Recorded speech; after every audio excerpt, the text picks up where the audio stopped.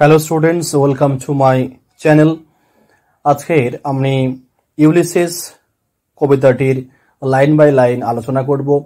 ইতিপূর্বে আমি তোমাদের পার্ট 1 ভিডিওতে এই কবিতার ব্যাকগ্রাউন্ড, এই কবিতার শর্টস, এই কবিতাটির বিষয়বস্তু কি বা এই কবিতাটির কোথা থেকে নেওয়া হয়েছে ডিটেলসে কিন্তু আমি তোমাদেরকে আলোচনা করে দিয়েছি।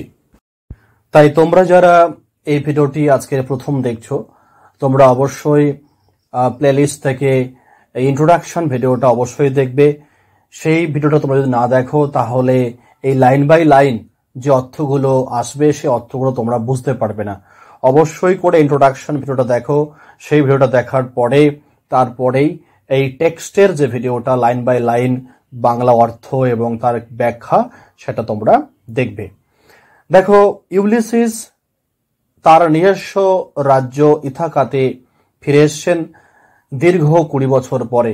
অর্থাৎ ট্রয়ের যে যুদ্ধ হয়েছিল, সেই ট্রয়ের 10 বছর ধরে যুদ্ধ হয়েছিল। তারপরে তাকে যুদ্ধর শেষে তার ইথাকা রাজ্যে ফিরতে আরো 10 বছর সময় লেগে গিয়েছিল। এই দীর্ঘ 20 বছর পরে ইউলিসিস তার নিজের রাজ্য ইথাকাতে ফিরে আসে। তারপরে ইথাকাতে ফিরে এসে তিনি তার রাজ সিংহাসনে বসেন এবং তার রাজকার্য পরিচালনা করেন। সেই রাজ সিংহাসনে বসে ইউলিসিসের মনে যা যা হয়েছিল, তার যা মনের যে অবস্থা, তার কি ইচ্ছা জাগছিল এই বৃদ্ধ বয়সে, সেগুলো আমরা কিন্তু লাইন বাই লাইন পড়লে বুঝতে পারবো। দেখো, প্রথমেই দেওয়া আছে, ইট little profits that an idle king. বলছে ইট লিটল প্রফিট মানে কোনো লাভ নেই। প্রফিট মানে হচ্ছে লাভজনক বা লাভ হওয়া। ইট লিটল প্রফিটস এর কোনো লাভ নেই। দ্যাট অ্যান ইডল কিং মানে ইডল মানে অলস। বলছে একজন অলস রাজা হয়ে কিছু লাভ নেই। কারণ ইউলিসিস দীর্ঘদিন পরে যখন তার রাজসিংহাসনে এসে বসেন, তিনি যে দীর্ঘদিনের তার যে অভিজ্ঞতা, তিনি প্রচুর যুদ্ধ করেছেন, অনেক দুঃসাহসিক অভিযান করেছেন, অনেক বিপদের সম্মুখীন হয়েছেন। সেই সমস্ত জীবনের পরে যখন ইউলিসিস তার সিংহাসনে এসে বসেন, তখন ইউলিসিস নিজেকে মনে হচ্ছে যে এটা একটা অলস জীবন যাপন করা, এইভাবে একজন রাজার জীবনযাপন হওয়া উচিত নয়। তাই তিনি বলছেন যে একজন অলস রাজা হয়ে কোনো লাভ নেই। It little profits that an idle king by this still hearth. দেখো, স্টিল হার্থ মানে হচ্ছে একেবারে ধীরে ধীরে জ্বলছে এমন একটা চুল্লি। বলছে এই যে চুল্লির পাশে বসে থাকা, অ্যামং দিস ব্যারেন ক্র্যাকস। দেখো, দিস মানে এই সকল, ব্যারেন ক্র্যাকস, ব্যারেন ক্র্যাকস মানে হচ্ছে অনুর্বর পাথুরে পাহাড়। বলছে এই অনুর্বর পাথুরে পাহাড়ের মধ্যে এই চুল্লির পাশে বসে থাকাটা এর কোনো অর্থ হয় না। এটা অর্থহীন জীবন। এই জীবনের কোনো মূল্য নেই, এই জীবনের কোনো লাভ নেই। তাই বলছে ইট little profits that an idle king, একজন অলস রাজা হয়ে কোনো লাভ নেই। আর একজন অলস রাজার মতো এই অনুর্বর পাথরে পাহাড়ের মধ্যে চুল্লির পাশে বসে থাকা, এরও কোনো অর্থ নেই, এরও কোনো লাভ নেই। Matched with an aged wife. Matched মানে জুড়ে থাকা, উইথ অ্যান এজেড ওয়াইফ মানে একজন বৃদ্ধা স্ত্রীর সঙ্গে জুড়ে থাকা, এরও কোনো অর্থ নেই, এরও কোনো লাভ নেই। আই মেট অ্যান্ড ডোল। দেখো, মেট অ্যান্ড ডোল মানে হচ্ছে প্রয়োগ করা, মানে আইন তৈরি করা এবং সেই আইনটাকে বাস্তবায়িত করা বা কাজে লাগানো। এখানে রাজ্যের আইন তৈরি করে রাজা, তাই বলছে যে আমি আইন তৈরি করি এবং সেটাকে প্রয়োগ করি। আই মেট অ্যান্ড ডোল, আমি আইন তৈরি করি এবং প্রয়োগ করি। আনইকুয়াল লজ, আনইকুয়াল মানে কি? অসম আইন। তাহলে আমি অসম আইন প্রয়োগ করি। I mete and dole unequal laws, আমি অসম আইন প্রয়োগ করি। আপন এ স্যাভেজ রেস, স্যাভেজ মানে বর্বর, রেস মানে এখানে প্রজাবর্গ। বলছে এই যে বর্বর প্রজাবর্গের উপরে অসম আইন আমি প্রয়োগ করি। মানে বলতে চাইছে যে এখানে রাজা বলতে চাইছে যে আমার প্রজারা এতটাই অলস, এতটাই হচ্ছে দুর্বল প্রকৃতির যে এদের উপরে আমি কঠোর আইন প্রয়োগ করে কোনো লাভ নেই। ফলে এখানে তাই এখানে দেখো বলা হয়েছে স্যাভেজ রেস, মানে বর্বর, মানে এদের বর্বর জীবনযাপন করে, যাযাবরের মতো জীবনযাপন করে, অলস জীবনযাপন করে, যেটা রাজা একেবারেই অপছন্দ করেন। যে অলস জীবন রাজার কাছে যেন একটা মনে হয় মৃত্যু জীবনের সমান।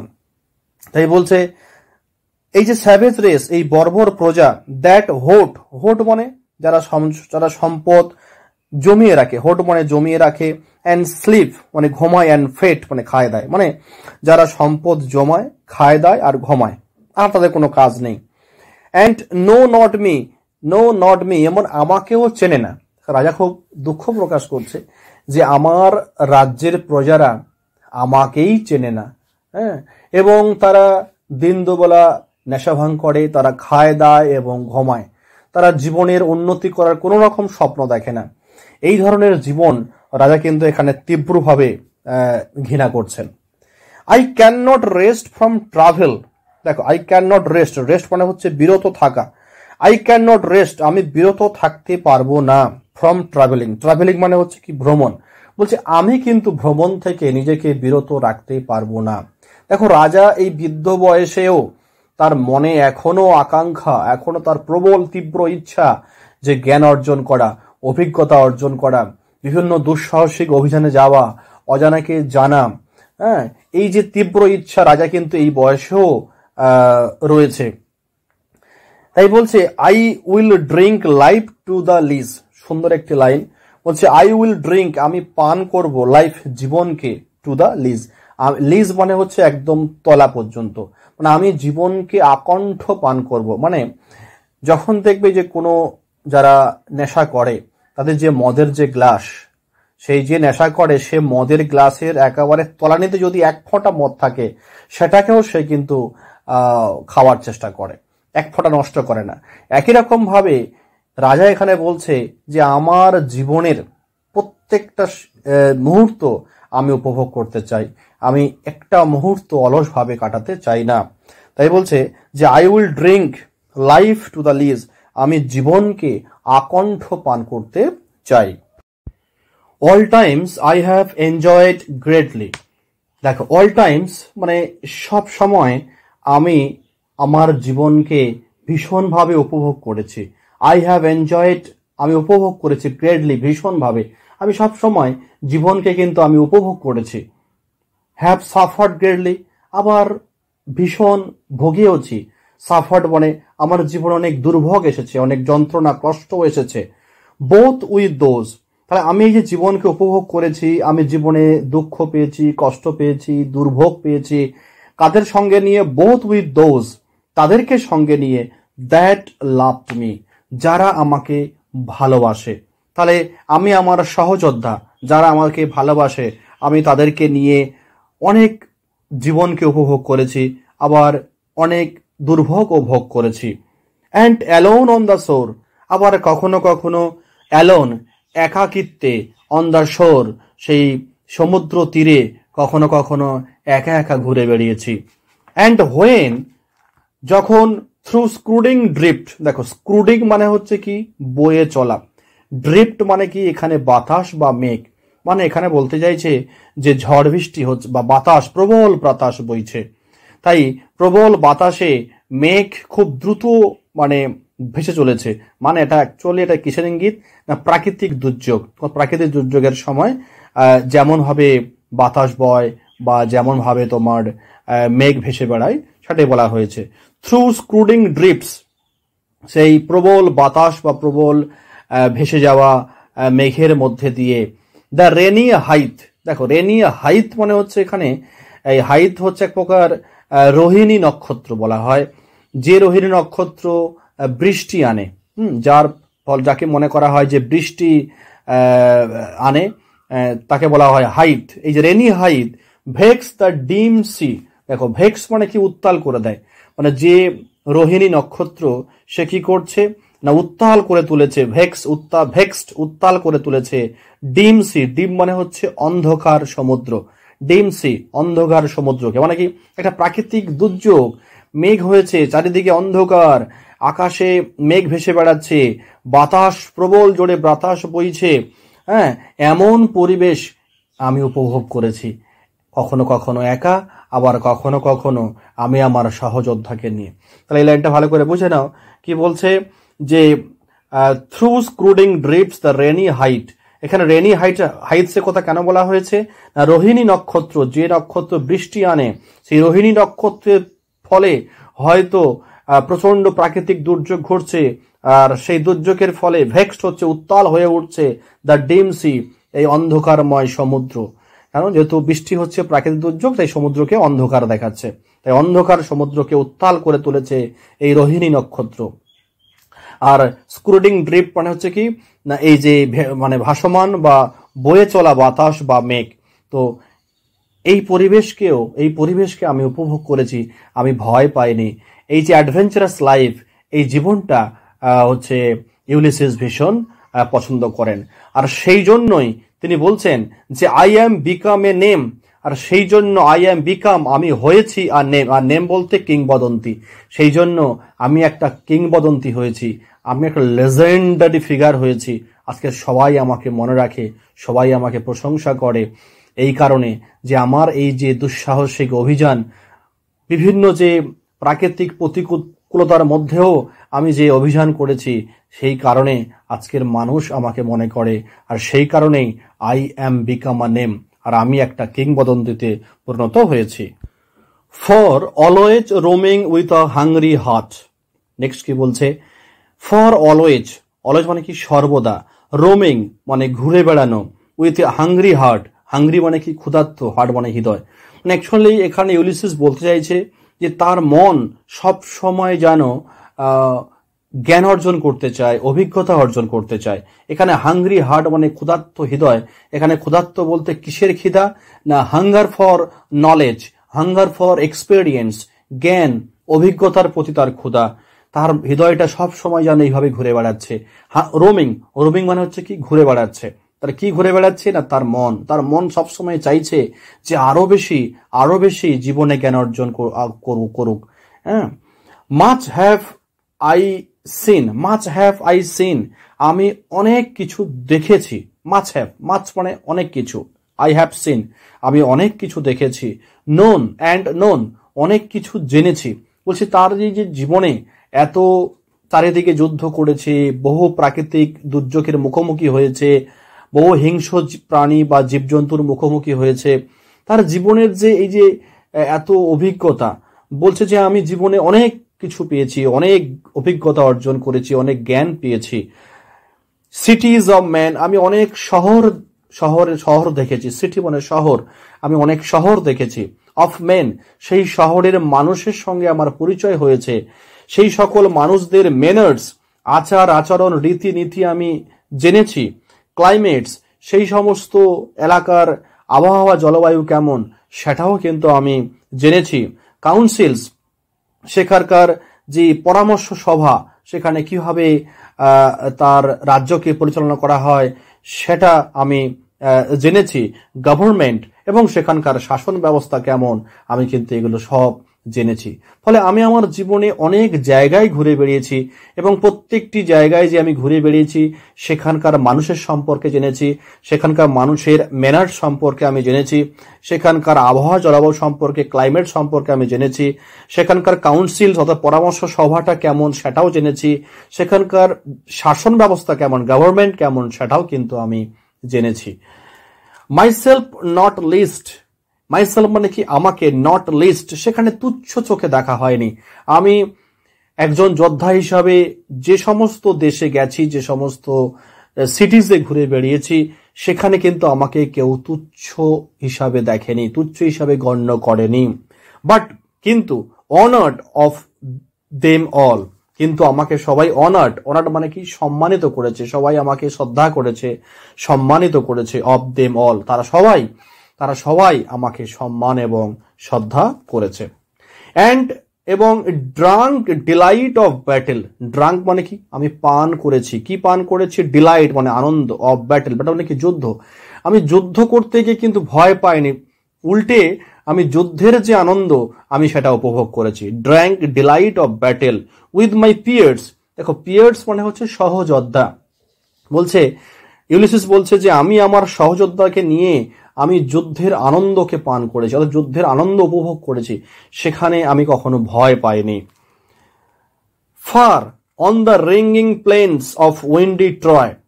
দেখো এখানে ইউলিসিস বহু জায়গায় যুদ্ধ করেছে, কিন্তু সব থেকে তার জীবনের যে বড় অভিজ্ঞতা সেই ট্রয়ের যুদ্ধ। তোমাদের ইন্ট্রোডাকশন আমি বলেছিলাম সেই ট্রয়ের যুদ্ধ, সেই হেলেনকে উদ্ধার করতে গিয়েছিল। এই বলছে উইন্ডি ট্রয়। উইন্ডি ট্রয় মানে কি? উইন্ডি মানে হচ্ছে বায়ু প্রবাহপূর্ণ ট্রয় নগরী। ট্রয় মানে ট্রয় নগরী। সেই ট্রয় নগরীর রিঙ্গিং প্লেন। রিঙ্গিং প্লেন মানে কি? যুদ্ধের ধ্বনিময় সমতল। রিঙ্গিং মানে কি? ধ্বনিময়। কিসের ধ্বনি? যুদ্ধের যে অস্ত্রের যে ঝনঝনানি। প্লেন মানে হচ্ছে সমতল। বলছে সেই যে ট্রয় নগরীতে যে যুদ্ধের ধ্বনিময় সমতলে যে যুদ্ধ হয়েছিল, সেই যুদ্ধ আমি উপভোগ করেছি।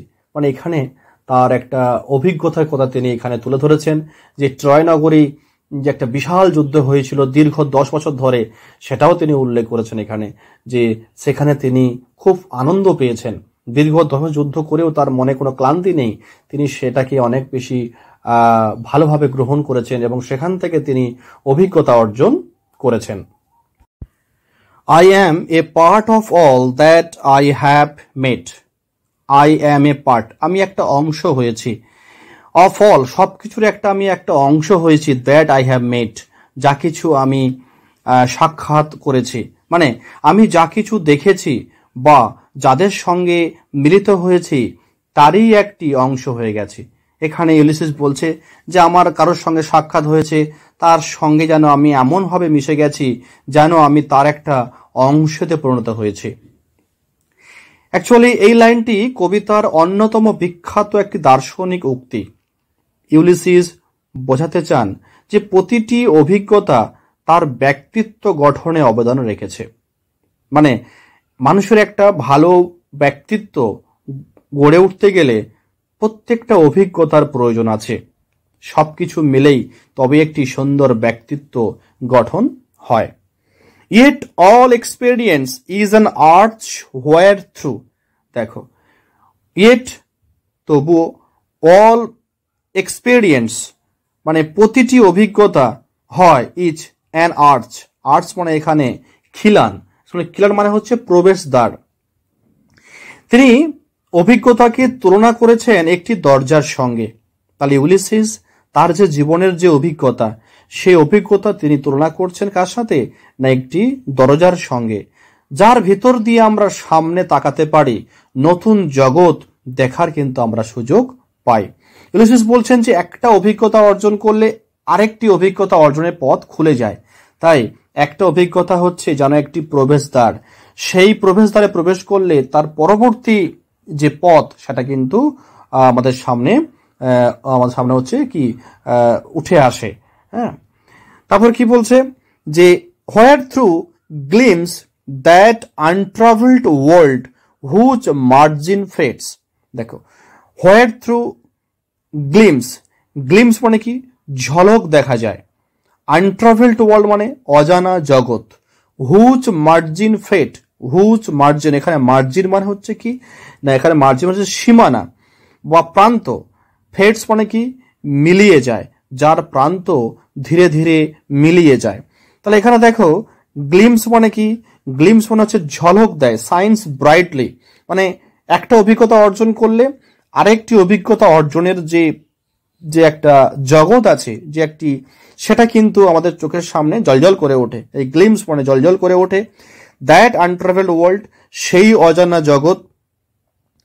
হুজ মার্জিন ফেটস, যার প্রান্ত ধীরে ধীরে মিলিয়ে যায়। মানে এখানে ইউলিসিস বলছেন যে অভিজ্ঞতার দরজা দিয়ে তিনি সেই অজানা পৃথিবীর ঝলক দেখতে পান, যা এখনো পুরোপুরি তার চোখে ধরা দেয়নি। সেই অজানা জগৎ তাকে যেন টানছে। তারপর কি বলছে? For ever and for ever when I move. দেখো ফর এভার চিরকাল, ফর এভার অনন্তকাল, হোয়েন আই মুভ যখন আমি যাত্রা করি। এখানে ইউলিসিস কি বলতে চাইছেন? তিনি বলছেন যে তার অভিযাত্রার তৃষ্ণা শেষ হবে না, চিরকাল থাকবে। ফর এভার তার যে ভ্রমণ করার যে তৃষ্ণা, অভিজ্ঞতা অর্জনের তৃষ্ণা, সেটা কখনো শেষ হবে না। প্রতিটি যাত্রা তাকে নতুন অভিজ্ঞতার দিকে নিয়ে যায় এবং তা চলতেই থাকে, সময়ের কোনো সীমা নেই। এই যে ফর এভার ফর এভার মানে অনন্তকাল, অর্থাৎ এই যে অভিজ্ঞতা অর্জনের এর কোনো শেষ নেই। হ্যাঁ, অভিজ্ঞতা অর্জন সারা জীবন কিন্তু চলতে থাকবে। হাউ ডাল ইট ইজ টু পচ, বলছে হাউ ডাল মানে ভীষণ বিরক্তিকর, ডাল মিনস বিরক্তিকর, ইট ইজ টু পচ, পচ মানে হচ্ছে থামা। বলছে জীবনে থেমে যাওয়াটা হচ্ছে ইউলিসেস কাছে একটি বিরক্তিকর ব্যাপার। To make an end, make an end মানে কি পরিসমাপ্তি ঘটানো, মেক অ্যান এন্ড মানে হচ্ছে পরিসমাপ্তি ঘটানো, অর্থাৎ জীবনকে এখানে থমকে দেওয়া, জীবনকে এখানে থামিয়ে দেওয়া, এটা ইউলিসেসের কাছে একটি যেন মনে হয় বিরক্তিকর ব্যাপার। তিনি নিশ্চিত জানেন যে তার বয়স হয়েছেন, তার জীবনের আর তেমন সক্ষমতা নেই, তবুও তিনি চান যে যতদিন তিনি বেঁচে থাকবেন ততদিন তিনি হচ্ছে জীবনকে উপভোগ করতে চান, তিনি জীবনে অভিজ্ঞতা অর্জন করতে চান। টু রাস্ট আনবার্নিশড, দেখো রাস্ট মানে কি মরচে ধরে যাওয়া, আনবার্নিশড মানে কি যেটা ঝকমক করে না এমন, আর বার্নিশড মানে হচ্ছে ঝকঝকে নয় এমন। মানে এখানে ইউলিসিস তার জীবনকে তুলনা করেছেন একটি তলোয়ারের সঙ্গে। বলছে একটা তলোয়ারকে যদি কাজে না লাগানো হয় তাহলে সেই তলোয়ারের কি হবে, উজ্জ্বলতা আস্তে আস্তে কমে যাবে এবং সেই তলোয়ারে হচ্ছে মরচে পড়ে যাবে। মানুষের জীবনটাও যেন তলোয়ারের মতো, যদি তুমি অলস হয়ে যাও, যদি তুমি জীবনকে থমকে দাও, কোনো কিছু অভিজ্ঞতা অর্জন না করো, তাহলে তোমার জীবনেও কিন্তু হবে মরচে ধরে যাবে। Not to shine in use, not to shine, shine মানে কি ঝকমক করা, ইন ইউজ যখন তুমি সেই জীবনকে আবার কাজে লাগাবে তখন সেটা কিন্তু আর ঝকমক ঝকমক করবে না বা উজ্জ্বল হবে না।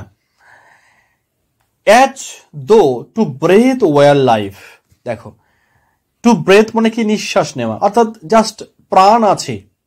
হ্যাঁ, এই যে প্রাণ আছে, বেঁচে থাকা শুধু একটা জীবন নয়। As though to breadth was life, দেখো এখানে সাইন অফ এক্সক্লেমেশন চিহ্ন আছে, একটা বিস্ময় সূচক চিহ্ন আছে। বলছে জীবনটা কি এটাই, শুধু নিঃশ্বাস প্রশ্বাস নেওয়া, অর্থাৎ কোনো কিছু না করে অলসভাবে জীবন কাটিয়ে দেওয়া, এটাই কি জীবন? লাইফ পাইলড অন লাইফ, লাইফ জীবন, পাইলড মানে হচ্ছে কি স্তূপীকৃত হওয়া, অন লাইফ জীবনের উপরে। মানে এখানে এই কথাটি বলা হয়েছে যে একাধিক জীবন পেলেও, লাইফ পাইল অন লাইফ মানে যদি তুমি একাধিক, ইউলিসিস বলছে আমি যদি একাধিক জীবন পাই তবুও আমার কাছে মনে হবে যেন একটা অল্প সময়। এই এত কিছু দেখার আছে, এত কিছু জানার আছে, এত কিছু অভিজ্ঞতা অর্জন করার আছে যে এই একটা জীবন কিছুই না, অনেকগুলো জীবন একসঙ্গে যুক্ত করলেও তবু যেন মনে হয় জানার শেষ নেই। অর্থাৎ এত কিছু জানার এই পৃথিবীতে রয়েছে। তাই বলছে লাইফ পাইলড অন লাইফ, জীবন জীবনের উপরে স্তূপীকৃত যদি হয়, অর্থাৎ যদি আমি যদি একাধিক জীবন পাই, ওয়ার অল টু লিটিল, তবুও আমার কাছে মনে হবে খুব অল্প, টু লিটিল খুব অল্প সময়। And of one to me little remains, and of one to me, দেখো ওয়ান টু মি, ওয়ান মানে এই যে একটা জীবন আমি এখন যেটা পেয়েছি, এই একটা জীবন আমার কাছে, টু মি আমার কাছে, লিটিল রিমেন্স মানে হচ্ছে কি যথেষ্ট নয়, এই একটা জীবন আমার কাছে কিন্তু যথেষ্ট নয়। বাট এভরি আওয়ার, প্রত্যেকটি ঘন্টা মানে অর্থাৎ প্রত্যেকটা মুহূর্ত, প্রত্যেকটা সময়কে ইজ সেভড, মানে এখানে সেভ বলতে কাজে লাগানো। অর্থাৎ আমার কাছে মনে হয় আমার এই যে জীবনটা আমি বর্তমানে পেয়েছি, এই জীবনের প্রত্যেকটা মুহূর্ত আমার কাছে মূল্যবান, প্রত্যেকটা হচ্ছে সময় আমার কাছে গুরুত্বপূর্ণ, আমি সেই সময়টিকে কাজে লাগাতে চাই। মানে এভরি আওয়ার আমি এটা কি করব, এটাকে ইউটিলাইজ করব, এটাকে আমি কাজে লাগাবো। নেক্সট দেখো বলছে from that eternal silence something more. দেখো এখানে ইউলিসিস পরিষ্কার বলে দিচ্ছেন যে তার জীবনের আর বেশি দিন বাকি নেই, তার আর কয়েক বছরের মধ্যে তার হয়তো মৃত্যু ঘটতে পারে। তাই বলছে ফ্রম দ্যাট ইটারনাল সাইলেন্স, দেখো ইটারনাল সাইলেন্স মানে কি চিরন্তন নীরবতা, এখানে চিরন্তন নীরবতা বলতে মৃত্যুকেই বোঝানো হয়েছে। সামথিং মোর আরো কিছু জ্ঞান পেতে চাই, মানে চিরন্তন নীরবতার আগেই আরো কিছু পেতে চাই। এখানে ইউলিসিস বলছেন যে আমার মৃত্যুর আমি দোরগোড়ায় পৌঁছে গেছি, সেই মৃত্যুর আগে পর্যন্ত আমি আরো কিছু জ্ঞান অর্জন করতে চাই। A bringer of new things, a bringer of new things and vile it were. দেখো, bringer of new things, bringer মানে কি? বাহক। নিউ থিংস মানে কি? নতুন কিছু। মানে আমি নতুন কিছুর বাহক হতে চাই, মানে আমি নতুন কিছু, আরো নতুন কিছু জানতে চাই। হ্যাঁ, ব্রিঙ্গার মানে বাহক, মানে এখানে জানা, আমি নতুন কিছু আরো জানতে চাই। And vile it were, VILE, vile মানে হচ্ছে লজ্জাজনক, মানে ভাইল ইট ওয়ার মানে বসে থাকাটা লজ্জাজনক। এই যে আমি রাজসিংহাসনে অলসের মতো বসে থাকবো, কোনো কিছু আমি অর্জন করব না, জ্ঞান অর্জন করব না, এটা হচ্ছে আমার কাছে ভীষণ একটা লজ্জাকর জীবন। তাই ভাইল ইট ওয়ার, এটা এক লজ্জাকর জীবন হবে যদি আমি অলসের মতোই রাজসিংহাসনে বসে থাকি। For some 3 sons two store and hold myself, কি বলতে চাইছে? For some 3 sons, some 3 sons, মাত্র 3টি দিনের জন্য নিজেকে জমিয়ে রাখা কি লজ্জার নয়? এখানে ইউলিসিস বলছে যে এখানে এই যে 3টি সান বলা হয়েছে, সান মিনস এখানে একটা দিনকে বোঝানো হয়েছে, যে সূর্য অস্ত থেকে উদয় যায়, আবার পরের দিন সূর্য ওঠে, এই যে এটাকে বলা হচ্ছে একটা একটা করে দিন। তাই বলছে এই যে 3 সানসের দ্বারা এখানে ইউলিসিস বোঝাতে চাইছেন যে তার জীবনের কিন্তু আর বেশি দিন বাকি নেই। তাই বলছে এই যে সামান্য দিনের জন্য আমি নিজেকে গুটিয়ে রাখবো, নিজেকে কর্মহীন করে রাখবো, এটা কি একটা লজ্জার নয়? বলছে একজন রাজা হিসাবে আমার মনে হয় এটা একটা লজ্জাজনক, একটা লজ্জাকর জীবন যাপন করা। And this grey spirit yearning in desire, দেখো this grey spirit, this grey spirit মানে হচ্ছে কি? ধূসর আত্মা। এখানে ধূসর আত্মা বলছে, এখানে বলা হচ্ছে বিদ্ধ আত্মা। হ্যাঁ, ইয়ার্নিং মানে হচ্ছে আকুল আকাঙ্ক্ষা, ইন ডিজায়ার মানে কি? তীব্র ইচ্ছা। মানে কি বলতে চাইছে? যে এই যে ধূসর আত্মা, মানে এই যে বিদ্ধ আত্মা এখনো আকাঙ্ক্ষায় ব্যাকুল হয়ে আছে। কিসের আকাঙ্ক্ষা? অভিজ্ঞতা, জ্ঞান অর্জনের আকাঙ্ক্ষায় এই বিদ্ধ আত্মা এখনো ব্যাকুল হয়ে আছে। To follow knowledge like a sinking star, দেখো টু ফলো নলেজ, ফলো মানে কি? অনুসরণ করা, মানে জ্ঞান। বলছে আমি জ্ঞানকে অনুসরণ করতে চাই, কার মতো? একজন সিঙ্কিং মানে অস্তমিত, স্টার মানে নক্ষত্র। ইউলিসিস এখানে জ্ঞানকে তুলনা করেছেন অস্তগামী নক্ষত্রের সঙ্গে, যা হয়তো ধরা যায় না, কিন্তু সেই উদ্দেশ্যে ছুটে চলার মধ্যেই রয়েছে সার্থকতা। জ্ঞান যেন একটা অসীম গন্তব্য। Beyond the utmost bound of human thought, beyond মানে কি? অতিক্রম করে যায়। আটমোস্ট বাউন্ড মানে কি? চূড়ান্ত সীমা। হিউম্যান থট মানে মানব চিন্তা। মানে কি বলতে চাইছে? যা মানব চিন্তার চূড়ান্ত সীমাকে অতিক্রম করে যায়। Beyond the utmost bound of human thought, human thought means মানব চিন্তা, আটমোস্ট বাউন্ড মানে চূড়ান্ত সীমা, বিয়ন্ড মানে কি? অতিক্রম করে যায়। ইউলিসিস জানেন যে জ্ঞান এমন এক বিষয় যা মানুষের সীমিত চিন্তার অতীত, তবুও তিনি সেই অসীমতাকে অনুসরণ করতে চান। এটি এক দার্শনিক উচ্চতা নির্দেশ করে।